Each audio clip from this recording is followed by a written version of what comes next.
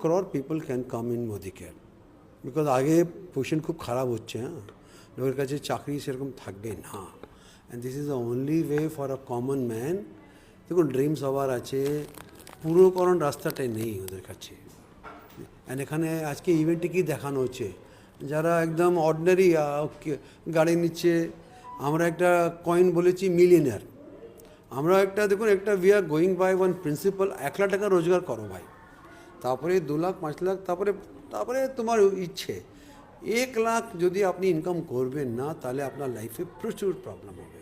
তো আমরা 1 lakh per month income, যাকে আমরা র্যাঙ্ক দিচ্ছি মিলিয়নার, আমরা সেই পারপাসে আমাদের টিম কাজ করছে অ্যান্ড প্রচুর সাকসেস পাচ্ছে।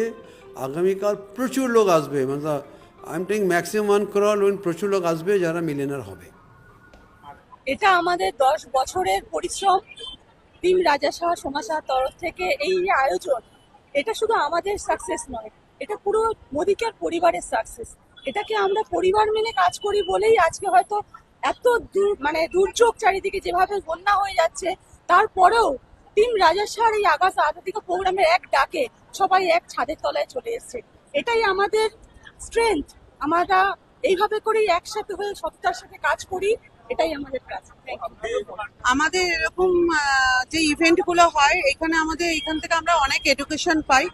তো আমাদের এইখানে যেটুকু ফার্স্ট টু লাস্ট আমাদের যা আলোচনা হয় বিষয়বস্তু আমার পুরোটাই ভালো লাগে, কারণ এখানে আমাদের এইটা একটা এমন একটা প্ল্যাটফর্ম যেখানে আমরা আমাদের মতন হাউস ওয়াইফরা একটা আমাদের নিজস্ব আইডেন্টিফিকেশন করতে পারি, আর এখানে আমরা নিজের একটা ফিনান্সিয়াল আজাদি পাই।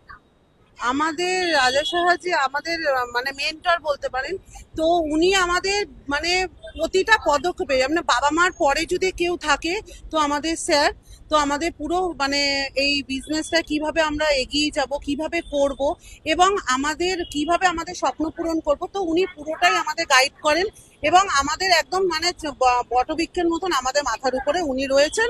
তো ওনাকে হ্যাটস অফ, উনি আমাদের একদম মানে কি পাথ ফাইন্ডার উনি একেবারে।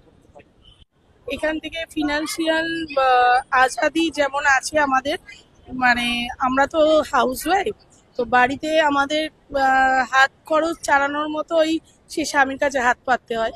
তো এখানে যেহেতু আমি নিজে কাজ করছি, আমার একটা ছোট্ট টিমও আছে, তো এখান দিয়ে কিন্তু আমি আমার হাত খরচের বা আমার সন্তানকে কিছু দেখভাল করার জন্য বা তার পড়াশোনার কিছু খরচ দিতে পারছি। কোনো জায়গায় কোনো নিমন্ত্রণ থাকলে সেখানেই খরচগুলো করতে পারছি। মানে কি আমি কাউকে চাইতে হচ্ছে না যে আমাকে টাকা লাগবে।